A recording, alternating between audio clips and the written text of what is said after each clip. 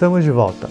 Inscreva-se no nosso canal do YouTube e também no nosso site www.istoemanaus.com.br. No próximo bloco, vamos continuar conversando com a gastrohepatologista, professora doutora Cristina Mello Rocha. Inscreva-se no nosso site, não se esqueça, hein? E você vai ter muitas novidades. Estamos aqui conversando um pouco sobre as funções do fígado, como que é o melhor funcionamento dele e vamos conhecer como a localização onde a gente encontra o fígado no nosso corpo. Então, o fígado é um órgão, um dos maiores órgãos do corpo humano, ele pesa em torno de 1,2 kg a 1,5 kg. É localizado no abdômen, né, no quadrante superior direito. Ele é quase que totalmente protegido pelas costelas. Né? O fígado ele tem várias funções, é um órgão que atua como uma fábrica, exatamente uma fábrica dentro do nosso corpo. Né? Então ele recebe um sangue que vem do intestino, que é absorvido ali vários nutrientes e é onde esses nutrientes param, né? Tem uma primeira parada, esses nutrientes vão passar por um processamento para terminar a digestão, eles vão servir de fonte de energia para que a gente possa funcionar, né, para um bom funcionamento do organismo. Então o fígado tem, dentre várias funções, essa de promover a nossa energia, para que a gente se alimente, ao longo do dia a gente consiga trabalhar, pensar, estudar, através dessa energia fornecida dos alimentos, que são estocados. São estocados dentro do fígado, né, na forma de carboidratos, triglicerídeos, e são estocados também no corpo, através do nosso estoque corporal normal de gordura. A gente se prendeu muito ao fígado porque a gente vê que os problemas são muito grandes e é um órgão que é extremamente massacrado com as coisas erradas que nós fazemos. Não deveríamos, né? Mas fazemos. Então, nós estávamos falando de gorduras no fígado. Qual é o primeiro sintoma que vai levar um paciente a um especialista? Então, o fígado, né, apesar de ter todas essas várias funções, ele tem uma certa limitação no sentido de que ele é pouco dotado de tecido nervoso. Então, o que acontece? As doenças do fígado acontecem em silêncio. Então, isso é o motivo pelo qual as doenças ficam anos sem ser diagnosticadas, porque o fígado sofre em silêncio, como dizia um professor antigo nosso. Né? Então, essa inflamação, que pode acontecer por diferentes causas, né, que a gente estava falando da esteatose, pode não dar sintoma algum. E só numa fase muito avançada é que vai aparecer aqueles sintomas mais clássicos, como, por exemplo, o branco do olho ficar amarelinho, né? Da urina ficar mais escura, tipo cor de guaraná, de inchaços que podem acontecer tanto nas pernas como na barriga, levar um acúmulo de líquido na barriga. Então, na fase inicial, que seria a fase ideal para ser diagnosticado e tratado, o fígado passa por esse processo silencioso, não vai dar nenhum sintoma. Daí a importância de ter os exames do fígado nos check-ups, nos exames de rotina que a gente faz. Né? Então é recomendado o adulto ir a cada 1 ano, a cada 2 anos fazer o seu check-up. As crianças passam ali pelo check-up com os exames de rotina com o pediatra. E nesses exames de rotina estão os exames do fígado, né? Por justamente essa característica de que na fase ideal de ser diagnosticada as doenças não dão muitos sintomas. Só vão dar uma fase tardia. A senhora também colocou, então, que os sintomas eles são quase que imperceptíveis. Por quê?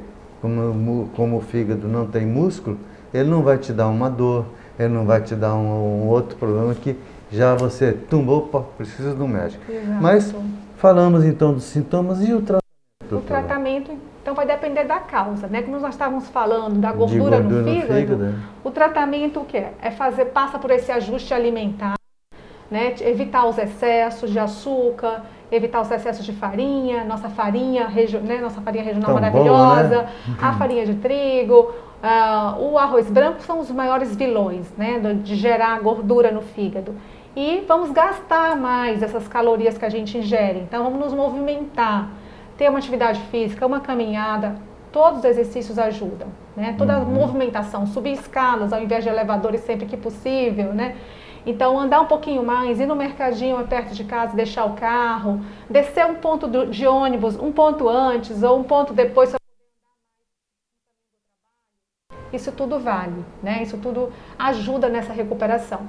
E além desses cuidados, existem também remédios. Então, a esteatose, ela passa por algumas opções de tratamento, né? A vitamina E é uma opção de tratamento na esteatose, e a dose tem que ser individualizada.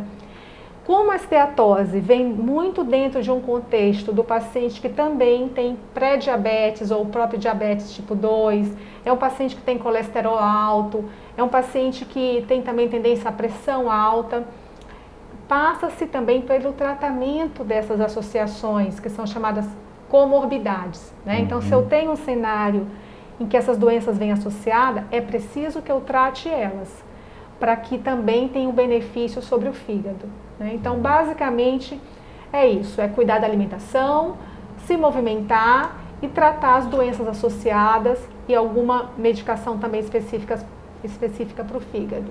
A gente tem também, bom, quero lembrar que a doutora Cristina Mello, professora doutora, tem o seu consultório no edifício Cristal Tower, sala 306, WhatsApp 991520878, com a doutora Cristina, gastrohepatologista.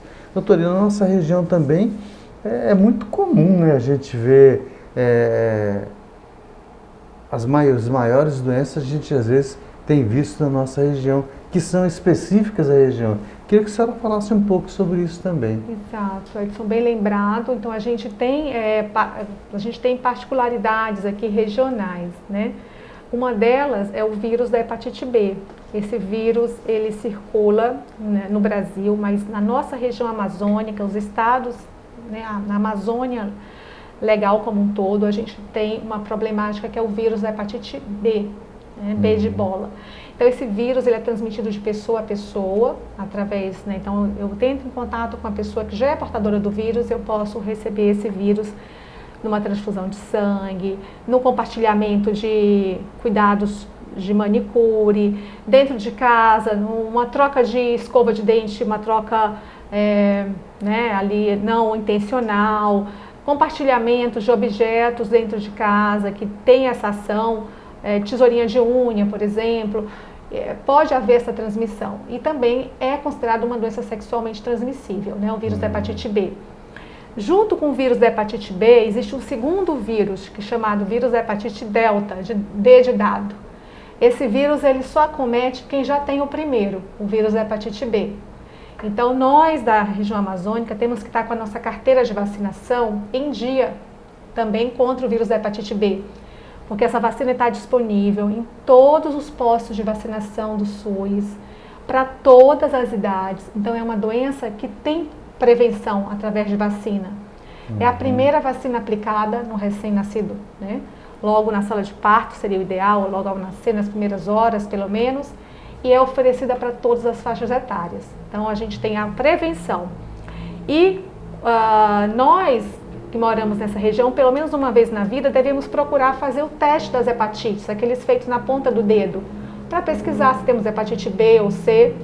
A hepatite C especialmente é recomendada para aqueles acima de 40 anos. Então, feitos os testes, não temos nenhuma das hepatites, que bom, vamos fazer a vacina para a hepatite B, que previne contra as duas hepatites, a B e a delta. Então, esse lembrete é muito importante. Tá vendo só? Vamos procurar, vamos levar os nossos filhos para serem cuidados, gente. Porque se você trata no início, tudo fica muito mais fácil. Doutora, e quais são os maiores agentes agressores do nosso fígado? Esses agentes que nós já falamos, da gordura no fígado, que é um grande vilão, né, dos vírus, das hepatites B, das hepatites B e D, a C, a hepatite C, que é também um vírus que se transmite através do contato com o sangue de uma outra pessoa contaminada, né?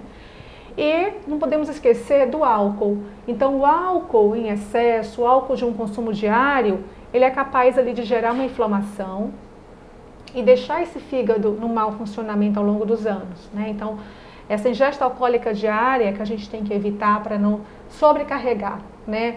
Ali gerar um processo inflamatório e afetar o funcionamento do fígado. Digamos assim, são os principais vilões, a esteatose, os vírus e o álcool. Se a gente cuidar desses 3 vilões, né, nós estamos evitando. É claro que tem doenças mais raras, doenças genéticas, doenças imunológicas, que já não tem exatamente uma prevenção, né, mas é mais rastrear se tem algum caso na família de doenças do fígado, procurar o atendimento para ver se você também é portador ou não daquela condição. Bom, eu vou puxar essa coisa, não é porque é brasa para minha sardinha não, mas nós vivemos numa região onde se bebe muito. Então, até que ponto o álcool ele não seria tão agressivo ao fígado a nível de quantidade? E também queria que a senhora falasse que tipo de alimento é mais agressivo para o fígado. Exato. Então, o álcool realmente tem uma determinada quantidade que o fígado consegue, né, metabolizar, e isso não gerar nenhuma consequência, digamos assim. Então, se a gente puder, né, colocar dessa forma, seria um equivalente a 1 taça de vinho para a mulher e 2 taças de vinho para o homem por dia. Até essa quantidade o fígado consegue metabolizar, isso não vai ser excessivo, isso não vai gerar um processo inflamatório, um dano, né, ao funcionamento ali do órgão. Então, essa é a quantidade, digamos, segura. Acima disso, já começa a colocar em riscos, os riscos começam a surgir. Né? E sobre os alimentos, né, você falou, basicamente o açúcar é um alimento que, se a gente puder evitar, né, não adicionar o açúcar, é mais seguro, né? O açúcar realmente, a gente não tem essa necessidade de adicionar açúcar aos nossos alimentos, não nos faz falta. Isso vale para o sal também? O sal ele... O sal, desculpa. O sal, a gente ainda precisa, né, ter uma ingesta de sal diária, mas também tudo dentro de um limite, né? Acima daquela quantidade pode gerar problemas no funcionamento dos rins, problemas de pressão alta. Mas o açúcar realmente a gente não precisa, porque os alimentos já têm os seus adoçantes naturais, né? Então as frutas já têm o açúcar natural das frutas. Se a gente manter uma ingesta de frutas, os próprios carboidratos complexos, eles se transformam também no açúcar que a gente precisa. Então não é necessário a gente adicionar açúcar nas nossas alimentações. Doutora, a gente vai encerrar com um assunto também que é muito importante. Nós temos o hábito, nós quando eu falo, somos nós como um todo, temos o hábito de tomar muito remédio. Até que ponto o fígado vai reclamar disso? Excelente pergunta, né? Então vamos lembrar, lá no início nós falamos que o fígado é um filtro. Então tudo que a gente ingere passa pelo fígado, assim também na ingestão de medicamentos. Então é o primeiro local onde o medicamento para, depois que ele é absorvido, é o fígado, ele vai ser metabolizado. E sim, como o fígado funciona como filtro, eventualmente essas medicações podem ser tóxicas, né? Dentro dos remédios, Edson, a gente tem a classe chamada anti-inflamatórios, que são os nossos vilões. Alguns antibióticos também podem causar toxicidade no fígado, mas os anti-inflamatórios estão ali nas principais causas, né? Vale lembrar outro hábito bastante regional, que são os chás. Então, as garrafadas, né? Sempre com cuidado de evitar o excesso. 1, 2 xícaras ao dia é uma dose segura, uma quantidade segura, que o fígado, se for ali alguma substância tóxica, o fígado consegue metabolizar e excretar essa substância tóxica. Mas se a gente deixa de consumir a água para consumir os chás, né, em litros por dia, aí é quando surgem os problemas. Então, 1, 2 xicrinhas, ok, os pacientes perguntam muito, né? A gente tem uma variedade de plantas medicinais, muitas não foram estudadas, realmente muitas funcionam, a gente ainda tem uma dificuldade em saber qual é a dose certa. Enquanto a gente não conhece muito bem, vamos ficar restrito a 1, 2 xícaras ao dia. Ô, gente, olha, uma verdadeira aula e uma verdadeira alerta para você que está assistindo o nosso programa. Doutora professora Cristina Melo Rocha, gastrohepatologista, tem o seu consultório no edifício Crystal Tower, sala 306, e o WhatsApp 991520878. Doutora, muitíssimo obrigado por nos receber e nos colocamos à sua disposição para tantas quantas vezes a senhora assim o desejar. Agradeço enormemente, Edson, essa oportunidade de conversar. Agradeço os elogios, não sei se são todos merecidos, mas agradeço imensamente. Sim. E também crer. fico à disposição, uma outra oportunidade. Muito obrigado, então, e nos encontramos no próximo sábado, às 12h30, sempre com um assunto também tão palpitante quanto esse. Até lá.